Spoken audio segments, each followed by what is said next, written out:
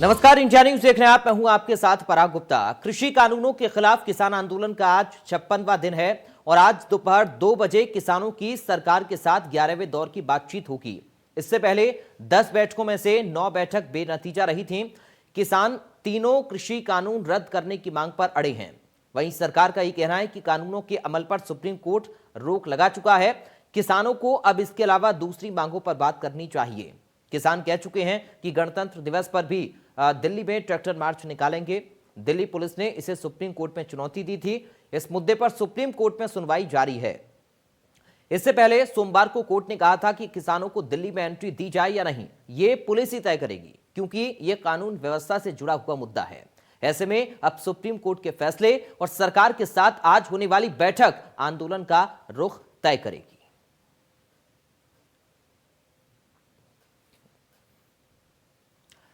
बैठक से पहले किसान नेता राकेश टिकैत ने इंडिया न्यूज से बातचीत की। क्या कुछ कहा राकेश टिकैत ने, सुनिए। हमारे साथ राकेश टिकैत जी इस समय मौजूद हैं, क्योंकि आज का दिन बेहद महत्वपूर्ण है। एक तरफ सुप्रीम कोर्ट में मामले की सुनवाई है और दूसरी तरफ वार्ता होनी है। पहले दोनों ही मामलों पे आपकी प्रतिक्रिया। नहीं, वार्ता है और सरकार ने ये तय कर लिया कि इसका समाधान हम वार्ता से निकाल लेंगे। तो आज हल निकल रहा है। हाँ, जा रहे इसी काम के लिए तो जा रहे कि मामला निकले और सरकार को ज्ञान प्राप्त हो जाए और सरकार उस लाइन पर काम करे। सुप्रीम कोर्ट में जो सुनवाई है ट्रैक्टर मामले पे, क्या कहेंगे? नहीं, ट्रैक्टर पे जो वो कहेंगे तो उनका सम्मान रखेंगे हम।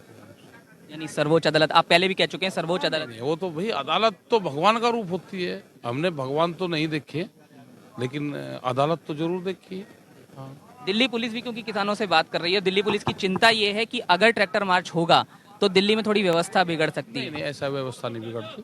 वे भी सब सभ्य लोग हैं और कोई व्यवस्था नहीं बिगाड़े। सब गांव के लोग हैं और दिल्ली तो बहुत बड़ी दिल्ली है और उसमें कोई व्यवस्था नहीं बिगड़ेगी। क्योंकि देखिए, एक सवाल ये भी है कि अगर सुप्रीम कोर्ट कह देता है कि दिल्ली पुलिस ही तय करे कि ट्रैक्टर मार्च नहीं होगा या होगा, और फिर दिल्ली पुलिस आपसे बात करे, तो फिर क्या स्टैंड किसानों का रहेगा? करेंगे, बात करेंगे। पूरी कमेटी है हमारी जो बात करेगी, तो उसमें उत्तर जो भी कमेटी तय करेगी उसको सब लोग मान लेंगे, उसको फॉलो करेंगे। ये एक और बात उठ रही है कि क्या जो कमेटी हैं उनके बीच में आपसी कोई मतभेद है? क्योंकि देखिए, एक सुनवाई ये भी होनी है जिसमें कमेटी भंग करने को लेकर कहा गया है कि नई कमेटी बनाई जाए। इस पर आपका क्या कहना है? हमने ना रिट डाली, ये सब प्रशासनिक के लोग हैं जो इस तरह की वो रिट डलवाते रहते हैं, किसी न किसी से डलवा दी। हमने ना भंग करने की बात करी।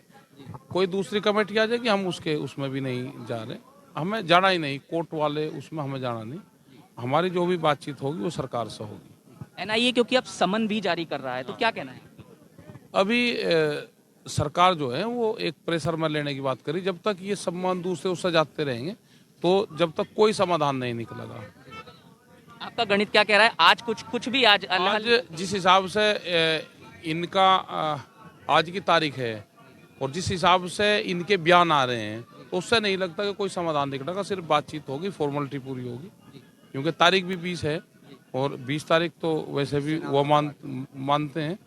20 का तो जब साल आया 2020 और 20 जो साल आया तो बड़ा खतरनाक साल था। तो आज तो तारीख भी वही है, आज नहीं निकले। और जिस हिसाब से ये नोटिस दे रहे हैं अभी सरकार बातचीत के और काम करने के मूड में नहीं है। यह आंदोलन इसीलिए लंबा चला।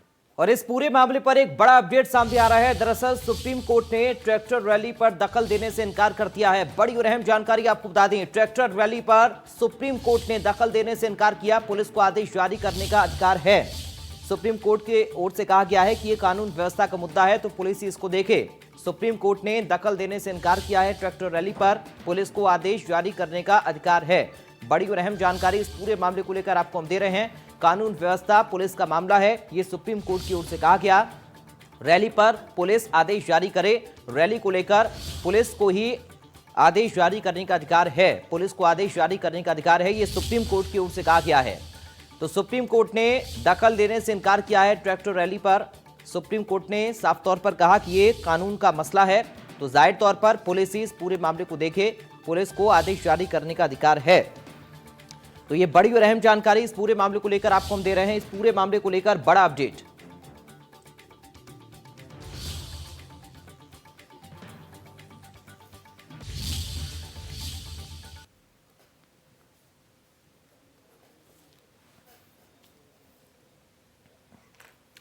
और मेरे साथ कुछ खास मेहमान जुड़ गए हैं इस पूरे मुद्दे पर चर्चा करने के लिए। आपका परिचय मैं करा दूं, मेरे साथ हैं बीजेपी से प्रवक्ता राघवेंद्र सिंह। राघवेंद्र सिंह जी, आपका स्वागत है चर्चा में शामिल होने के लिए। समाजवादी पार्टी से नेता हैं मनोज यादव। मनोज यादव जी, आपका भी स्वागत है। सबसे पहले राघवेंद्र जी, आप ही के पास में आ रहा हूं और आप ही से शुरुआत इस डिबेट की। आज कुछ हल निकलेगा, बातचीत आगे बढ़ेगी या फिर आज भी बेनतीजा? राघवेंद्र जी। देखिए पराग जी, सरकार हमेशा प्रयासरत रही है कि इसका हल निकले। लगातार 10 बैठकें हो चुकी हैं, 11वीं बैठक की भी प्रक्रिया शुरू हो गई है। किसान नेताओं को भी हठधर्मिता से थोड़ा सा बाज आना चाहिए। उन्हें इस विषय पर विचार करना चाहिए कि जो ये कानून बने हैं इसमें क्या क्या त्रुटियां हैं।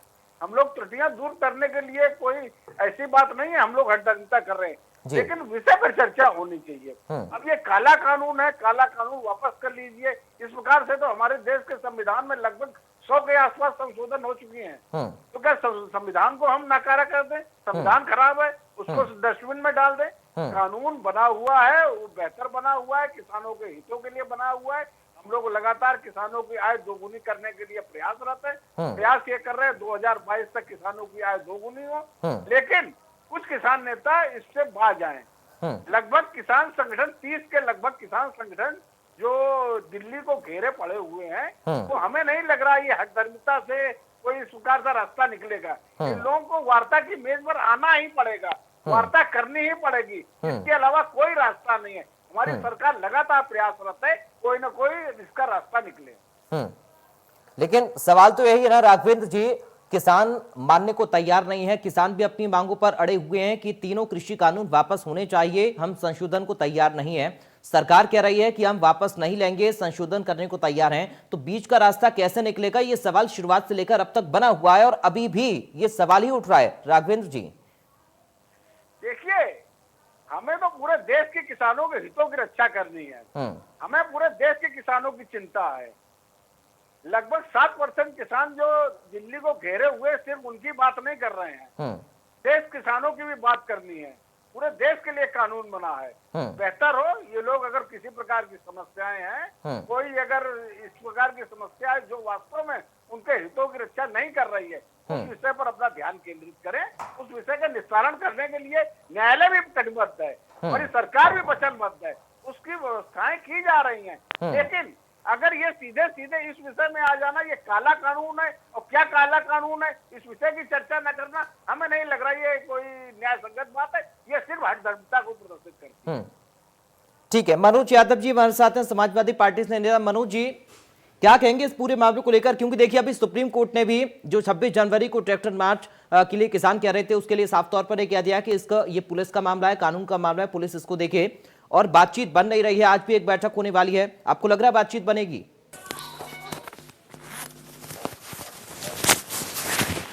सर्वप्रथम मैं किसानों को हठधर्मी कहने वालों को ईश्वर से उनके लिए प्रार्थना करूंगा कि ईश्वर उनको सद्बुद्धि दे।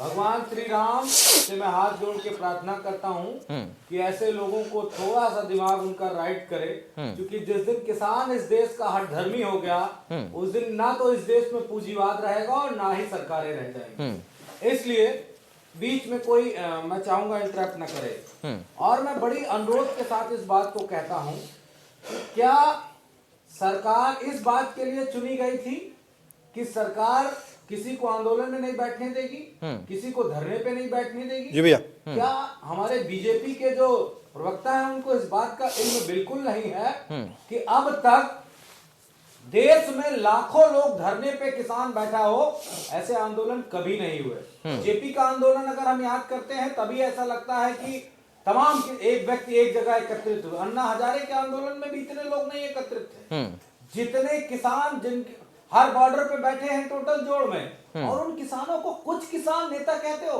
शर्म आनी चाहिए। मैं तो कहता हूं इनसे कि बीजेपी का राम मंदिर बना, अयोध्या में कितने लोग गए थे? 10 लाख, 15 लाख या 20 लाख? जितने लोग भी गए थे मैं उससे सहमत हूं। क्यों? क्या जो लोग नहीं गए वो राम मंदिर के पक्षधर नहीं थे क्या? अगर बीजेपी इस तरह का ज्ञान देती है तो मुझे शर्म आती है। लेकिन मनोज यादव जी देखिए, अब ये बात भी लगातार सबको से हुई है को अपने आप को सोचना पड़ेगा, ठीक है, कि हमें अच्छी शिक्षा प्राप्त करनी चाहिए। आरएसएस का शिविर ज्वाइन, ठीक है। देखिए मनोज जी, तमाम शिक्षा, मनोज जी, ये बात भी अब सरकार के मंत्री उठा रहे हैं कि ये जो आंदोलन है किसानों का, ये प्रायोजित है, यानी कि राजनीतिक पार्टियां इस मुद्दे को भुनाना चाहती हैं, किसानों के कंधे पर बंदूक रखकर अपना हित साधना चाहती हैं। अब ये बात भी लगातार खुलकर कई बार की बैठक के बाद से हो रही है। पराग जी, आपका सवाल बहुत अच्छा है और इसका अच्छा जवाब भी सुनते जाइए। मैं कह रहा हूं आपसे, अगर ये किसान आंदोलन आयोजित है और ये राजनीतिक पार्टियों से लगा हुआ है, तो फिर जिसमें राजनाथ सिंह जाते थे जिस किसान आंदोलन में, लेकिन यहाँ तो किसान कह रहे हैं ना कि हमें किसी भी पार्टी की जरूरत नहीं है, हम खुद में सक्षम हैं। क्या प्रयोजित नहीं हुआ? यहाँ किसान कह रहे हैं मनोज जी, हमें किसी पार्टी की जरूरत नहीं है। कौन जा रहा है किसानों के आंदोलन में? हाँ, तो हम कहां जा रहे हैं उनके आंदोलन में भाई? हम कोई राजनाथ सिंह थोड़ी नहीं है, हम कोई बीजेपी के नेता थोड़ी नहीं कि मान ना मान हम जाके बीजेपी की तरह हम किसानों के आंदोलन में बैठ जाएं। हाँ, हम अगर किसानों की बात नहीं सुनी जाएगी तो हम जनता के बीच में जरूर हैं। हम उनके आंदोलन को डिस्टर्ब नहीं करेंगे, क्योंकि अब तक जो सरकारें थी वो संवैधानिक दायरा, संवैधानिक सिस्टम, धरना प्रदर्शन आंदोलन की बातों को समझती थी। ये निर्दयी लोग हैं, ये वो बेरहम लोग हैं जो अब तक की सत्ता में मजबूती से नहीं बैठे थे, पहली बार बहुमत के साथ बैठ गए हैं, तो अब ये हठधर्मिता और बेरहमपन पे आ गए हैं। मैं कहता हूं सरकारों का काम क्या है? लोक कल्याणकारी काम करना सरकारों की जिम्मेदारी होती है। तो कुल मिलाकर आप ये मान रहे हैं ना कि पूरा विपक्ष एक साथ खड़ा हुआ है इस मुद्दे पर, सरकार के खिलाफ और किसानों के साथ पूरा विपक्ष, उसमें तमाम पार्टियां। देखिए, हम किसानों के साथ खड़े हैं, लेकिन जिस दिन किसान आह्वान कर देगा और ये अपील कर देगा इस देश के राजनीतिक दलों से, उस दिन इस सरकार को ना तो किसान आंदोलन को संभाल पाएगी और ना इस देश में वो आंदोलन होंगे जो शायद ऐतिहासिक होंगे। अब तक इस देश में आंदोलन नहीं होंगे। हम तो इंतजार कर रहे हैं किसानों के आह्वान का। जिस दिन इनका आह्वान हो गया, उस दिन ना दिल्ली संभलेगी, ना उत्तर प्रदेश का लखनऊ संभलेगा। ठीक है राघवेंद्र जी, जवाब दीजिए। शासित राज्य संभल पाएंगे। ठीक है राघवेंद्र जी, बड़ी जिम्मेदारी के साथ आपके चैनल के माध्यम से सरकार को चेताने। ठीक है राघवेंद्र जी। पराग जी, उनकी आवाज नहीं आ रही थी, आप आवाज प्लीज। राघवेंद्र जी, मनोज यादव जी कह रहे हैं कि जिस दिन किसानों ने आह्वान कर दिया उस दिन तमाम पार्टियां खुलकर और उतर आएंगी सड़क पर और फिर सरकार चलानी मुश्किल हो जाएगी। ये सीधी चुनौती है, चेतावनी है आपको। देखिए, भारतीय जनता पार्टी में ऐसा नहीं है किसान नेता नहीं है और हम लोग किसान नहीं है। चिंता वे लोग करें जो ये जानते हैं, जिनका आलू पेड़ के ऊपर लगता है कि पेड़ के नीचे लगता है। देखिए, आज ये किसान आंदोलन हाईजैक होने की स्थिति में आ गया है, इसको कतई कहने में मुझे गुरेज नहीं हो रहा है। क्या हनान मुल्ला किसान है? क्या योगेंद्र यादव किसान है? राहुल गांधी कितनी खेती करते हैं? आज किसानों के हितों की रक्षा करने के लिए भारतीय जनता पार्टी दृढ़ संकल्पित है और ईमानदारी से उसके लिए रास्ता निकालने का प्रयास कर रही है। लेकिन वास्तविकता तो ये है कि किसान की आड़ में कुछ राष्ट्र विरोधी तत्व, किसानों की आड़ में और राजनीतिक महत्वाकांक्षी लोग अपने हित साधने में लगे हुए हैं। क्या किसान बैरिकेडिंग तोड़ता है? क्या किसान ट्रैक्टर को आग लगाता है? क्या किसान देश के प्रधानमंत्री को उसके मरने की कामना करता है? क्या किसान कहता है मैंने इंदिरा गांधी को मारा, ये नरेंद्र मोदी किस खेत की मूली है, मैं नरेंद्र मोदी को भी मार दूंगा? निश्चित रूप से किसानों के आड़ में कुछ राष्ट्र विरोधी तत्व और कुछ राजनीतिक स्वार्थ हित साधने वाले लोग उनके लाभ लेने का प्रयास कर रहे हैं। किसानों के हितों की रक्षा करने के लिए हम लोग बिल्कुल दृढ़ संकल्पित हैं। लगातार इसीलिए बैठकें हम लोग कर रहे हैं। 10 बैठकें हो चुकी हैं, लगातार बैठकों। लेकिन सर, बैठकों का फायदा क्या हो रहा है राघवेंद्र जी? बैठकों का कोई नतीजा निकल रहा है? सरकार को राघवेंद्र जी, पराग जी, किसान पराग जी, मैं राघवेंद्र जी की बातों का जवाब देना चाहता हूं। अभिषेक जी आ रहा हूं, आप ही के पास आ रहा हूं सर। अभिषेक जी, आप ही के पास आऊंगा। राघवेंद्र जी, किसान यहाँ पर साफ तौर पर अब ये कह रहे हैं, पिछली बैठक में भी आपने सुना होगा बैठक के बाद, कि सरकार से टालमटोल कर रही है, समय घुमा रही है, नतीजा कोई नहीं निकल रहा, हमारी बातों को नहीं सुन रही है। देखिए, मुझे तो ये शक है किसान आंदोलन आज किसानों के हाथों से निकल करके राजनीतिक दलों। ठीक है, इसका जवाब अभिषेक जी देना चाह रहे हैं, लेकिन अभिषेक जी मैं आपको थोड़ा सा यहाँ पर रोक रहा हूँ। हमारे साथ बाकियों से हैं प्रवक्ता आलोक वर्मा जी। आलोक वर्मा जी, मैं आपके पास आऊंगा। अभिषेक जी, उसके बाद आप जवाब दीजिएगा। राघवेंद्र जी की बात का। आलोक जी, बैठक होने वाली है, लग रहा कोई नतीजा इस बार निकलेगा आज?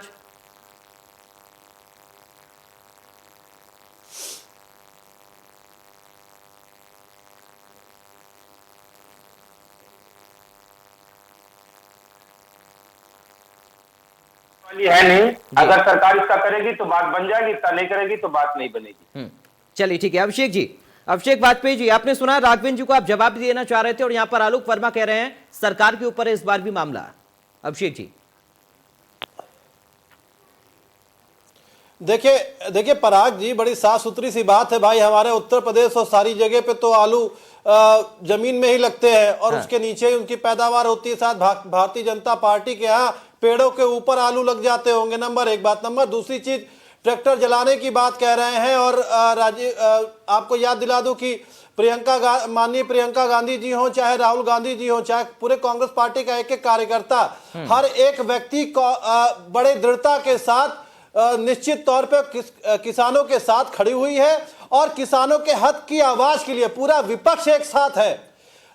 क्योंकि हम ये जानते हैं कि अगर इन लोगों ने अब देश के अन्नदाता की आवाज दबा दी तो कभी देश तरक्की के मार्ग पर अग्रसर नहीं हो सकेगा। क्योंकि ये वही पार्टी है कि ये किसानों के ऊपर गोली चलवाते हैं, किसानों के ऊपर लाठीचार्ज करवाते हैं, आंसू गैस के गोले छोड़वाते हैं और उसके बाद राजनाथ सिंह जी आकर के कहते हैं कि जब जरूरत पड़ेगी तब मैं किसान भाइयों के लिए अपने पार्टी के विपक्ष में भी जाकर के अपने पार्टी के अगेंस्ट जाकर के किसान भाइयों के साथ खड़ा रहूंगा। लेकिन वो राजनाथ सिंह जी नजर नहीं आते हैं। 9 दौर की 10 दौर की वार्ता खत्म हो गई है, उसके बावजूद इन्होंने किसान भाइयों के बारे में एक बार भी नहीं सोचा। इन्होंने कौन सी व्यवस्था कर दी किसान भाइयों के लिए? एमएसपी की गारंटी को करने के लिए कानून नहीं बना पा रहे हैं। उसी एमएसपी को जो अभी टाइम एमएसपी दे रहे हैं उसमें भी अगर आप देखें उसमें भी चालबाजी क्या करते हैं इनके। लेकिन एमएसपी को लेकर अभिषेक जी, एमएसपी को लेकर कई बार कृषि मंत्री कह चुके हैं, प्रधानमंत्री अपने भाषण में कह चुके हैं कि एमएसपी नहीं, एमएसपी पर ही जो अब तक व्यवस्था जो सिस्टम चला आ रहा है वो चलता रहेगा। और जो कृषि कानूनों का जिक्र हो रहा है, कानून तो वापस लेने के लिए सरकार तैयार नहीं है, ये साफ हो चुका है। मैंने पहले भी कहा आप इसको गारंटेड कानून कीजिए, आप इसको गारंटेड कानून कीजिए। क्योंकि ये भारतीय जनता पार्टी के लोग दलाल हैं। ये जब पूंजीपतियों के पास से इंस्ट्रक्शंस मिलते हैं उसके बाद ही ये काम करते हैं। पूंजीपतियों की सरकार है ये, और किसी के किसान भाइयों के बारे में कब सोचेंगे ये?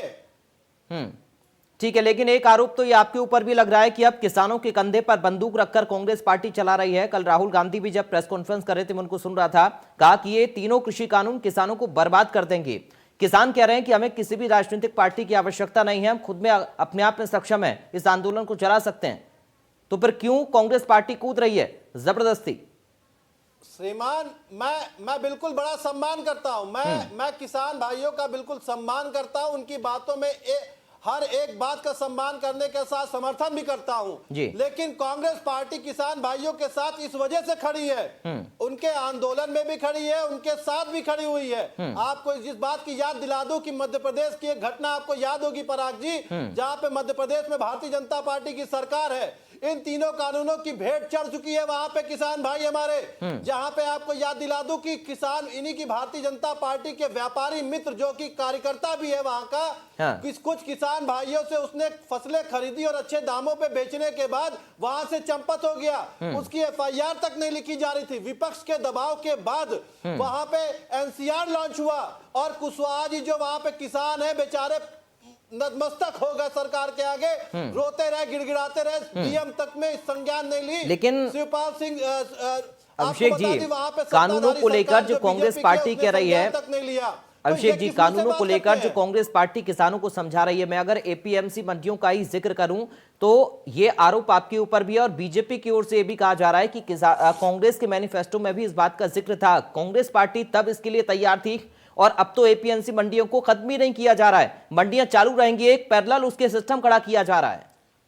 अच्छा पराग जी मुझे ये बता दें कि जब कांग्रेस पार्टी इस बिल को लेकर के आ रही थी तब उसने प्रस्ताव दिया था कि सारे किसान भाइयों से विचार विमर्श होगा, विपक्ष से विचार विमर्श होगा, उसके बाद ये कानून लागू होंगे। ठीक क्योंकि जहां पे कमियां रह जाए उन कमियों को सुधार किया जा सके बिल में। लेकिन ऐसी क्या इमरजेंसी आ गई थी कि भारतीय जनता पार्टी ने कुछ कोरोना महामारी के काल में इस कानून को लागू कर दिया। अपने ही किसान संगठन से इन्होंने वार्ता तक नहीं, किसी विपक्ष से चर्चा नहीं की और किसान भाइयों के जितने भी संगठन है उससे किसी भी चर्चा नहीं की। आखिर इतनी जल्दबाजी क्यों? क्योंकि इनका इंस्ट्रक्शन था, अडानी जी के जो गोडाउन बन रहे थे, अंबानी जी जो बीच में आना चाह रहे थे, उनकी दलाली खाने वाली है भारतीय जनता पार्टी, उनके हक में काम करना चाह रही थी। राघवेंद्र जी जवाब दीजिए भाई, अगर बात कर लेते पहले किसानों से तो इतना बखेड़ा खड़ा नहीं होता, और जो लगातार अब 2 महीना पूरा होने को आ गया किसानों के इस आंदोलन को, जद्दोजहद नहीं चल रही होती है, संघर्ष नहीं जारी होता। राघवेंद्र जी देखिए, ये जो कांग्रेस के प्रवक्ता महोदय कह रहे हैं, निहायत ही इस प्रकार की बात कर रहे हैं, हास्यास्पद बात कर रहे हैं। लगातार किसानों से बातें हुई हैं, किसान संगठनों से बातें हुई हैं, लगातार हाउस में ये प्रस्ताव पास हुआ है। कांग्रेस की सरकार भी इसकी किसी समय समर्थन किया करती थी। मैं ये पूछना चाहता हूँ, कौन से संगठन से आपने बात अच्छा, की? मैंने आपके बीच में नहीं बोला, क्या मुझे बोलने दीजिए। एक तो मैं भी बोलना नहीं दूंगा श्रीमान जी। पराग जी इनसे कहिए बीच में मत बोले। एक एक करके प्लीज, एक एक करके आप लोग अपनी बात रखें। अपनी बात पहले मुझे होने दीजिए, फिर आप बात दबा नहीं पाएंगे। अनर्गल बयानबाजी बंद कांग्रेस- कीजिए। अभिषेक जी आप सुन लीजिए सर, देखिए आप बोल रहे थे लगातार, राघवेंद्र जी सुन रहे थे। बयानबाजी आप बंद कीजिए। झूठ बोलने अभिषेक में जी शर्म सुन आनी लीजिए, चाहिए आपको। चुनाव इंटरप्ट में मत करिए, अगर आपको कुछ गलत लगे आप बाद में बोलिएगा, लेकिन सुन तो लीजिए। आप शांत रहिए, बोलने को नहीं दे रहे हैं बीच में बोल रहे हैं। अक्षय जी सुन लीजिए, राघवेंद्र जी बोलिए।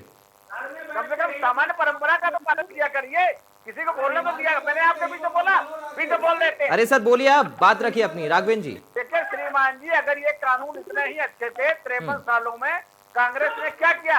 हमारी सरकार ने आते ही किसान सम्मान निधि 6,000 रुपए वार्षिक किसानों को देने का काम किया। उत्तर प्रदेश सरकार ने 70,000 करोड़ रुपए का ऋण माफ किया। आज ही हमारे प्रधानमंत्री जी ने किसानों के लिए, उत्तर प्रदेश के किसानों के लिए 3,000 करोड़ रुपए का प्रधानमंत्री आवास निधि के प्रस्तावना पेश की। और लगातार हमारी सरकार जो है 2022 तक किसानों के हितों की रक्षा क्या है, दोगुनी करने का दृढ़ संकल्पित है। अगर इतनी अच्छी कांग्रेस पार्टी थी, 53 साल 2014 से पहले किसानों का जो ब्याज राघवेंद्र जी, आपके पास गिनाने के लिए एक योजना आपकी नहीं है। ये सारी योजनाएं जो जल भुन जाता था और आप हत्या करने के कांग्रेस अलावा पार्टी के माध्यम से की गई। ठीक है राघवेंद्र जी, अभिषेक जी, अब आप दोनों को मैंने सुना, लेकिन अब आप सुनिए आलोक वर्मा जी को भी। आलोक वर्मा जी, क्या समर्थन चाहिए आपको राजनीतिक पार्टियों का? क्योंकि हम तो यही सुन रहे हैं लगातार, जो किसान नेता वहां से बयान दे रहे हैं, कह रहे हैं कि हमें जरूरत नहीं है, अगर कोई हमारे साथ आता है तो हम बीजेपी के नेताओं को भी स्वीकार लेंगे, लेकिन हमारे साथ खड़े हों। देखिए पराग जी, मैं आपको बताऊं कि राजनीतिक दलों का समर्थन ना हमें चाहिए और ना हमें मिल रहा है। हाँ। ये बात सबसे पहले ध्यान से आप इस बात को सुनिए। ठीक है। हम तो समर्थन भाजपा वालों से मांग रहे हैं। हम 26 जनवरी को परेड निकालेंगे। यहाँ पे राघवेंद्र सिंह जी बैठे, हम तो इनसे कह रहे हैं 5,000 झंडे हमें दे दो। हमने इनकी पार्टी से भी 5,000 झंडे मांगे, ये झंडे नहीं दे पा रहे। ये राष्ट्र हित की बात करेंगे और सारे जितने राष्ट्र के काम होंगे सब यही करेंगे, लेकिन इनसे हम तिरंगा झंडा 5,000 मांग रहे हैं। तो इतनी बड़ी पार्टी है, 5,000 तिरंगा झंडा में नहीं दे रही।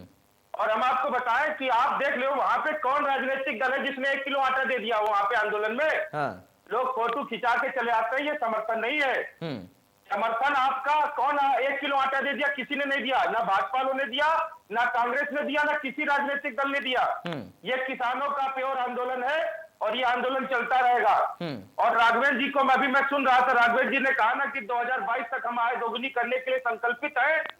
तो ये आपके चैनल पर बता दो कौन सा पैरामीटर है, वो कौन सा ऐसा खाना है जिसमें ये किसान को फिट करके 2022 में आय दोगुनी कर देंगे। आज की डेट में 1868 का धान किसान 1,000 रुपए में बेच रहा है। इनकी सरकार आने के बाद, बिल आने के बाद हमारी फसल के दाम आधे हो गए, तो आप दूनी करने के सपने दिखा रहे हो।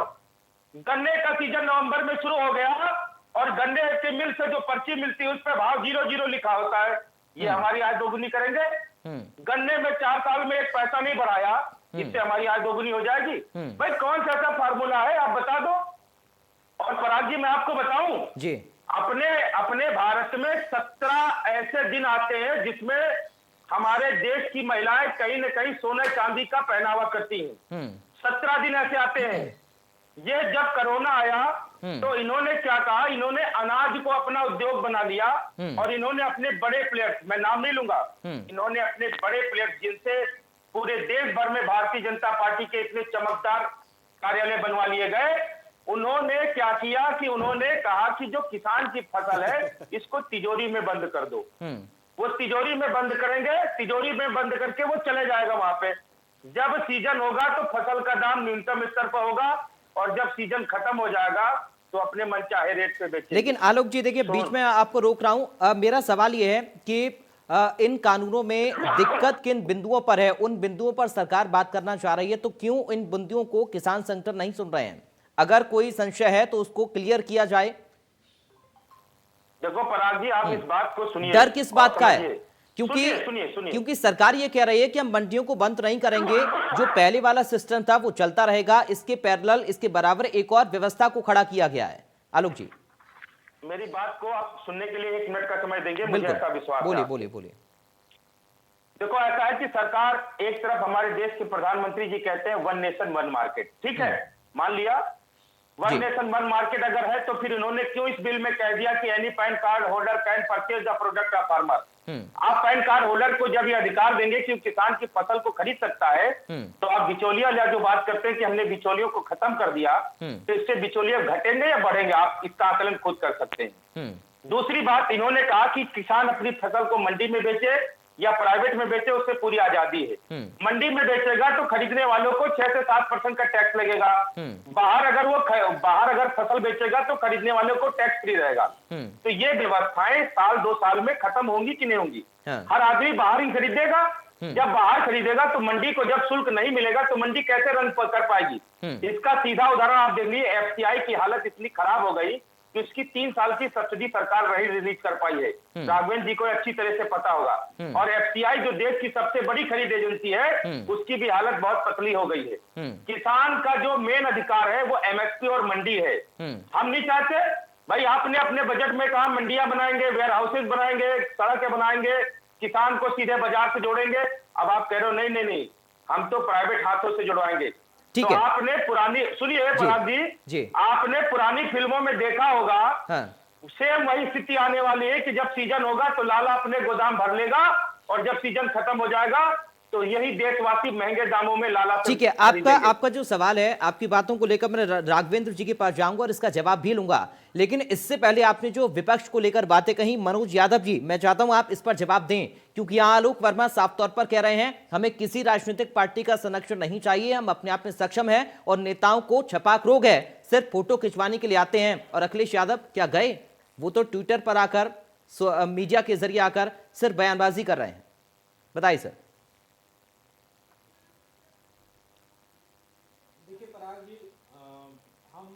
राजनीति करने में विश्वास नहीं रखते हैं। हाँ। किसानों का ये बिल्कुल साफ और सुथरा वक्तव्य है कि हमें किसी राजनीतिक दल का सहयोग नहीं चाहिए, और वो भी इसलिए वो कह रहे हैं क्योंकि उनके आंदोलन को कुचल दिया जाएगा इस सरकार के द्वारा। हाँ। इसलिए उनका ये वक्तव्य भी आ रहा है। समाजवादी पार्टी भी चाहती है कि किसान आंदोलन करे। समाजवादियों ने किसानों की मदद के लिए आंदोलन किए हैं, धरना दिया है पूरे प्रदेश में। हम गांव-गांव जाके किसानों को समझाने का काम कर रहे हैं। मैं आपके सामने हूं, लखनऊ में मैं धरना दे रहा था, 7 दिन की मैं जेल काट के आया हूं। इस निर्दयी सरकार ने हमें सिर्फ धरना देने पे 7 दिन के लिए जेल भेज दिया, और वो भी किसानों के पक्ष में सिर्फ हम आंदोलन का धरना कर रहे थे, शांतिपूर्वक धरना कर रहे थे। तो हम इस बात के लिए कतई, और ना हमें कोई श्रेय चाहिए कि हमको कोई श्रेय दे दे कि समाजवादियों ने हमें हमारे सहयोग किया, हमारे आंदोलन में सहयोग, क्योंकि कहीं ना कहीं मैं भी किसान ही हूँ, मेरे पास भी खेत और मेरे भी घर में खेती होती है। तो समाजवादियों का तो ज्यादातर बड़ा तबका किसान ही है। तो इसमें किसी तरीके की कोई राजनीतिक बात नहीं है, ये हमें पता है। जैसे बिल गेट्स अमेरिका का सबसे बड़ा किसान बन गया, पता है वो सबसे बड़ा किसान कैसे बन गया? बिल गेट्स इसी नियम के आधार पे अमेरिका का सबसे बड़ा किसान बन गया। हजारों लाखों एकड़ जमीन उसके पास पहुंच गई, क्योंकि वहां कॉन्ट्रैक्ट फार्मिंग होती थी, और लोग जब पैसा नहीं जमा कर पाए तो वो किसान, बिल गेट्स के पास जमीन सारी चली गई किसानों की। तो वही स्थिति उत्तर प्रदेश और देश में आने वाली है। इसलिए मैं आपको जिम्मेदारी से इस बात को कह रहा हूं कि किसान अपने दम पे आंदोलन कर रहा है, और भाजपा के लोग बिल्कुल चेत जाएं। मैंने तो कहा है, जिस दिन किसान आह्वान कर देगा, आलोक जी तब नहीं जुड़े थे, उस दिन आप दिल्ली नहीं संभाल पाओगे। ठीक है अभिषेक जी, आलोक वर्मा कह रहे हैं कि कौन सा नेता है जो 1 करोड़ आटा देकर किसानों को चला गया, सिर्फ फोटो खिंचवाने आते हैं। अभिषेक जी देखिए पराग जी, अगर हम अन्नदाता को आटा देने पहुंच गए तो हमें अपने ऊपर धिक्कार होगी। हम उसकी क्या मदद करेंगे जो पूरे देश को अनाज उत्पन्न करके खिलाता है। हम तो खुद उससे मदद मांगते हैं, वो हम उसको मदद करने जाएंगे? हमारा समर्थन उसके साथ है। हम राघवेंद्र जी की तरीके से भारतीय जनता वाली पार्टी नहीं है। वो अन्नदाता जिसने पूरे देश का पेट भरता है, हम उसकी मदद करेंगे? हम क्या मदद करेंगे? कोई विपक्षी पार्टी मदद नहीं कर सकती है। हम उसका साहस बन सकते हैं, हम उसके साथ खड़े हो सकते हैं। हमें फोटो खिंचाने का शौक नहीं है, हमें सिर्फ उनके हक की मांग के लिए हम उनके साथ खड़े हुए हैं। हम किसानों के साथ तब तक खड़े रहेंगे जब तक कि उनकी मांगों को मान नहीं लिया जाता है। चाहे जेल भरो आंदोलन वापस से करना पड़े, चाहे लाठी चले, चाहे गोली चले। ये भारतीय जनता पार्टी की निर्दयी सरकार किसी भी लोकतंत्र की हत्या करने पे आमादा हो गई है। हम लोकतंत्र की हत्या नहीं होने देंगे। ठीक है, लेकिन आप जवाब दीजिए राघवेंद्र जी। यहां पर साफ तौर पर आलोक वर्मा जी का यह कहना है कि अगर आप मंडियों को बंद नहीं कर रहे हैं, मंडियां इस सिस्टम की बात खत्म नहीं होंगी, तो क्यों नहीं मंडियों की संख्या को बढ़ाया जाता है, फिर मंडियों के लिए काम करिए। राघवेंद्र जी देखिए, भारतीय जनता पार्टी बार बार मैं कह रहा हूँ, देखिए आपको वार्ता की मेज पर तो आना पड़ेगा। ये जो आप हमसे बात कर रहे हैं, हम आपसे बात कर रहे हैं, चैनल के माध्यम से बात कर रहे हैं, इससे बात नहीं होगी। हमारी सरकार ने, हमारे देश के कृषि मंत्री कह रहे हैं कि हम किसानों के हितों की रक्षा करना चाहते हैं। सर यही तो दिक्कत है, वो किसी को नहीं सुन रहे हैं। आपने सर किसान संगठनों को नहीं सुना। अभी राकेश टिकैत का भी बयान सामने आया, उनकी ओर से भी साफ तौर पर कहा गया था कि आंदोलन चलता रहेगा, किसान नहीं हटेगा। नहीं, ठीक बात है, लेकिन वार्ता की मेज पर तो आना ही पड़ेगा। आंदोलन एक माध्यम है वार्ता पहुंचने का। इसके अलावा अगर आप बात करने के लेकिन वार्ता के बाद भी तो कोई नतीजा निकले राघवेंद्र जी। नहीं लग रहा है उसका कोई नतीजा निकलेगा। हाँ। ईमानदारी, अभी ये जो हमारे समाजवादी पार्टी के प्रवक्ता लंबी लंबी बातें कर रहे थे। नहीं, आप आलोक वर्मा जी की बात का पहले जवाब दीजिए, उसके बाद आइएगा समाजवादी पार्टी पर। क्या पहले आलोक वर्मा जी की बातों का आप जवाब दीजिए। मंडी सिस्टम को क्यों नहीं मजबूत किया जाता? अगर इस सिस्टम के जरिए आप कह रहे हैं कि मंडियां खत्म नहीं होंगी, तो आप इसके पैरेलल मंडी सिस्टम को भी मजबूत करिए फिर। देखिए, वार्ता की मेज पर आना पड़ेगा। हाँ। किसान नेताओं को वार्ता करनी सर वार्ता की मेज पर कब तक आएंगे? भाई कल कितने दौर की बातचीत हो गई आप जानते हैं सर? और आज भी एक बातचीत है। देखिए, हठधर्मिता से बात सर वार्ता तो चल ही रही है, सरकार भी वार्ता के लिए आ रही है, किसान भी वार्ता के लिए आ रहे हैं, लेकिन आंदोलन खत्म नहीं हो रहा है। सरकार जो है ईमानदारी से बात करने के लिए तैयार है। हाँ। उसमें फेरबदल के लिए भी तैयार है। लेकिन अगर ये कह देना ये काला कानून है, ये पीला कानून है, पूरा कानून वापस लो, ऐसे तो काम नहीं बनेगा। इसमें जो व्यापक अमूलचूल परिवर्तन है उसके लिए सरकार लगातार कह रही है। एमएसपी वाला विषय था, उसमें सरकार लगातार तैयार थी एमएसपी को कानून बनाने के लिए। लेकिन लगातार हमारे किसान नेता जो हठधर्मिता पे आमादा है कि ये काला कानून है, पूरा काला कानून वापस लो। हमारा इस चैनल के माध्यम से आपसे कहना है पराग जी, देश में 700 किसान संगठन है। 700 किसान संगठनों में कितने किसान संगठनों का वहाँ पर नेतृत्व है? उसके से 30-40, उसमें से 10 संगठनों ने सरकार की जो है ये कहा ये कानून जो है बेहतर है, ये किसानों के हितों के लिए है। तो हमारा कहना ये है कि आपको वार्ता की मेज पर आना ही पड़ेगा और ये कह देना ये काला कानून है, इस कानून में क्या ठीक है आलोक जी, वार्ता तो चल रही है, लेकिन चर्चा न करना तो मुझे लग रहा है सभी किसान संगठन इसका विरोध नहीं कर रहे हैं। ये भी बात लगातार शुरुआत से सरकार की ओर से कही जा रही है। कुछ ऐसे संगठन भी हैं जो इसके समर्थन में हैं। आलोक जी, पराग जी, मैं आपको बताऊं कि जो ये बार बार राघवेंद्र भाई कह रहे हैं कि वार्ता की मेज पर आना पड़ेगा, हाँ। ये हमें ये बता दे कब इन्होंने वार्ता के लिए आमंत्रित किया और हम लोग गए नहीं। भाई समाधान तो वार्ता से ही निकलेगा। और क्यों हम कहते हैं, क्यों चैनल पर ये बताएं कि कृषि मंत्री क्या कहते हैं, किसान नेता क्या कहते हैं। आज राघवेंद्र जी आपके चैनल पर ये घोषणा कर दें कि आज के बाद जो भी वार्ता होगी इसका लाइव टेलीकास्ट किया जाएगा। क्यों न कराओ? हम तो कहते हैं क्यों न कराओ, वहां पे पता चले ना कि सरकार क्या कहती है, किसान नेता क्या कहते हैं, उनके संगठन क्या कहते हैं। लाइव कराओ, मामले को निष्पक्ष तरीके से रखिए। मैं आपको बताऊं वार्ता में क्या होता है। वार्ता में होता है 2 बजे बुलाते हैं, 1 घंटे तक सरकार हमको समझाती है और हम सरकार को समझाते हैं। 1 घंटे के बाद फिर चाय का समय हो जाता है, वो अपनी वीआईपी चाय पीने चले जाते हैं, हम अपना गुरुद्वारे का लंगर करने चले जाते हैं। फिर बैठते हैं, फिर 1 घंटे बाद फिर चाय पीएंगे, खाना खाएंगे और कह देंगे कोई नतीजा नहीं निकला, और लौट के समय कृषि मंत्री जी एक प्रेस कॉन्फ्रेंस करके संबोधित कर देंगे बहुत सौहार्दपूर्ण। अरे सौहार्दपूर्ण क्या, जब आप किसानों को बोलने नहीं दोगे, उनकी बात को सुनोगे नहीं, तो समाधान कैसे निकलेगा? दूसरी बात इन्होंने जो कही कि वहां पर सारे संगठन नेतृत्व तो नहीं कर रहे हैं, तो मैं भी भाई साहब को ये बताना चाहूंगा कि आपका सांसद एक जिले से चुन के आता है, पूरे जिले के लोग वहां पर जाके दिल्ली में नहीं बैठते हैं जी, वहां पर आपका सांसद ही प्रतिनिधित्व करता है जनता का। उसी प्रकार देश के कई संगठनों ने, देखो ये किसी एक संगठन का मामला नहीं है, ये देश के पूरे संगठनों ने एक संयुक्त किसान मोर्चा बनाया है। राघवेंद्र जी इस बात को माने, और संयुक्त किसान मोर्चा ही सारी चीजों को डिसाइड करता है, उसी के अंडर में बात होता है, चिट्ठी पत्री का जवाब उसी में होता है। और जो समर्थन की बात कर रहे हैं, मैं आपके इंडिया न्यूज चैनल पर एक बात बताना चाहता हूं, ज्यादा दूर की बात नहीं, लखनऊ की बात है। इनके लखनऊ के भारतीय जनता पार्टी के पूर्व जिलाध्यक्ष श्री रामनिवास यादव जी, जो भारतीय जनता पार्टी के जिलाध्यक्ष थे, और जिलाध्यक्ष पद रहने के बाद, मतलब वो जिलाध्यक्ष पद से जब हट गए, तो उन्होंने राष्ट्रीय अन्नदाता यूनियन नाम का एक संगठन बनाया और उस बिल का सपोर्ट कर दिया। और आप देखेंगे प्रधानमंत्री की वेबसाइट पर भी दिखाया गया कि इस संगठन ने बिल का समर्थन किया है। तो इन्होंने तो अपने ही आदमियों से समर्थन करा लिया। हम तो इनसे पूछना चाहते हैं, भाई हम तो विरोध वाले ठीक हैं, है, जवाब दीजिए राघवेंद्र जी। सुन लीजिए पराग जी, हम तो विरोध वाले हैं, दिल्ली में बैठे, तो समर्थन वाले कहाँ पे बैठे? समर्थन वाले कहाँ चले गए? भाई उनको भी तो सामने लाओ।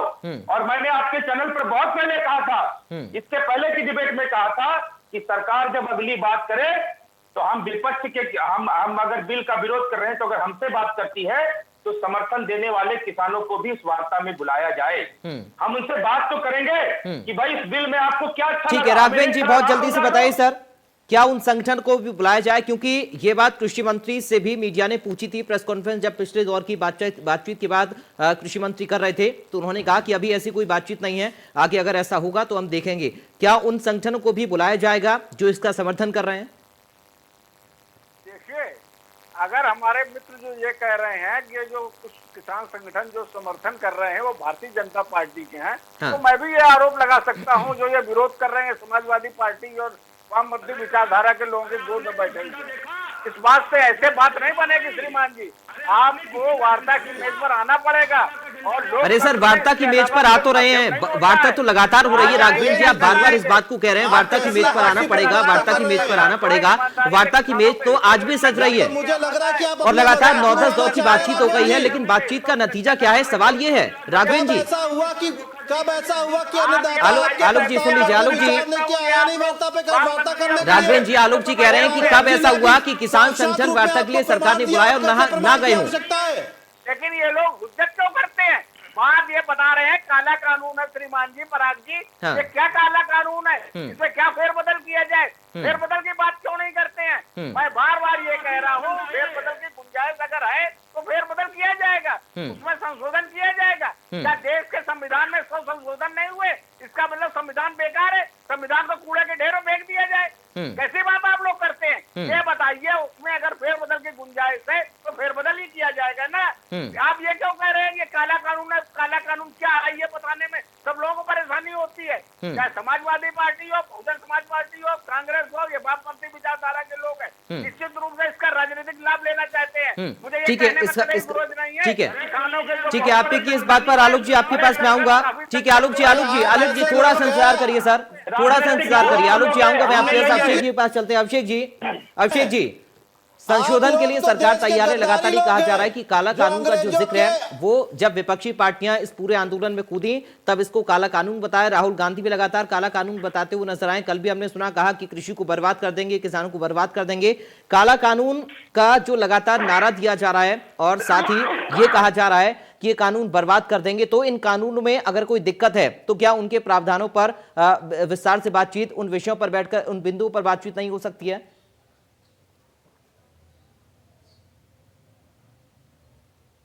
देखिए, एक महत्वपूर्ण बात मैं बीजेपी के प्रवक्ता को बोल दूं कि आप अगर ये कहने का प्रयास कर रहे हैं बार बार कि इस देश में जो राजनीतिक दल हैं वो किसानों के साथ खड़े नहीं हो सकते, या आपकी विचारधारा अच्छी है और सारे राजनीतिक दलों की विचारधारा खराब है, तो आप हिंदी में मंदबुद्धि हो।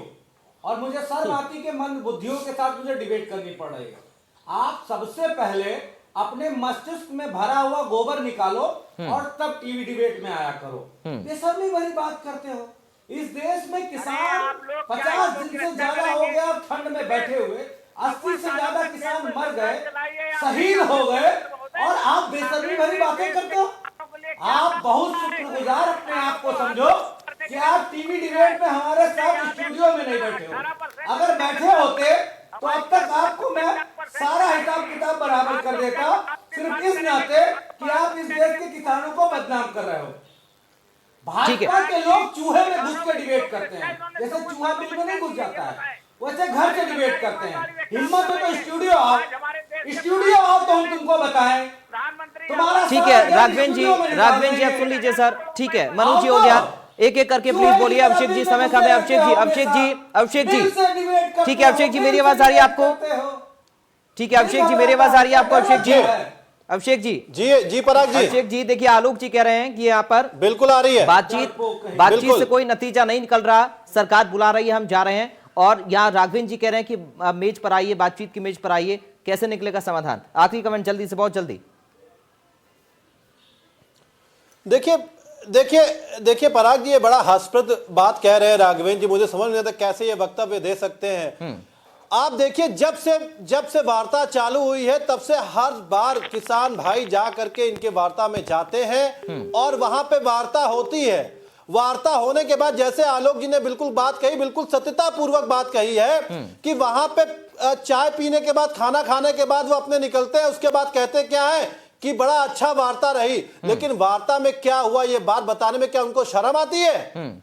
अपने अनुसार कानून में क्या प्रस्ताव करना चाहिए, क्या प्रस्तावित नहीं करना चाहिए, वो अपना बता देते हैं। लेकिन किसान भाइयों के साथ वार्ता क्या हुई है वो इस बात का प्रमाण नहीं दे पाते। अब राघवेंद्र जी ये कह रहे हैं कि अगर कोई दिक्कत है कानूनों में, कोई संशय बना हुआ है तो संशोधन करके उसको सुधारा जा सकता है। लेकिन इस बात पर ही क्यों अड़े हुए हैं किसान संगठन कि ये वापस ही हों, जबकि दो मांगों को माना भी गया है? लेकिन पराग जी आप इस बात को भी देखिए, आप इस बात को भी देखिए कि शुरू से लेकर के अंत तक सिर्फ संशोधन करते चले आ रहे हैं। ठीक है अब आलोक जी को बोलने दीजिए सर। किसी से विचार विमर्श ही नहीं किया तो संशोधन पे प्रमाण कहां रह जाता है? ठीक है आलोक जी सुन रहे हैं आप मुझे? कब तक संशोधन कराते रहेंगे? आलोक जी आपको आवाज मिल रही है?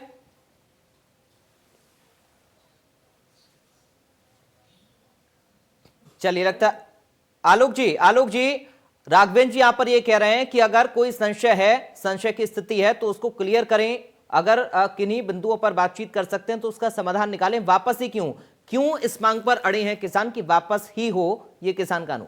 आलोक जी। पराग जी मैं आपको बताऊं 18 बिंदुओं का ये कानून है। हाँ। और 18 बिंदुओं पे अभी तक जो 10-11 दौर की वार्ता हुई, 10 दौर की, उसमें हम लोगों ने पूरी बात को क्लियर किया और सरकार तीसरे बैठक में ही सरकार ने स्वीकार किया कि 15 ऐसे पॉइंट हैं जिन पर संशोधन होना चाहिए। हाँ।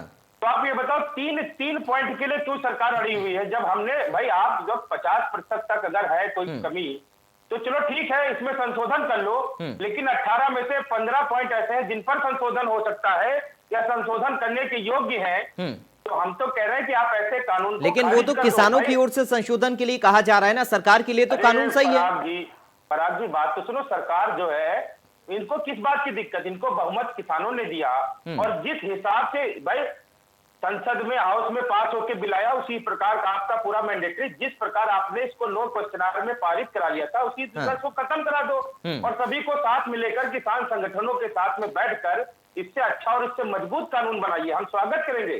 लेकिन ये फांसी का फंदा जो सोने की रस्सी से दिया जाएगा ये बर्दाश्त नहीं है।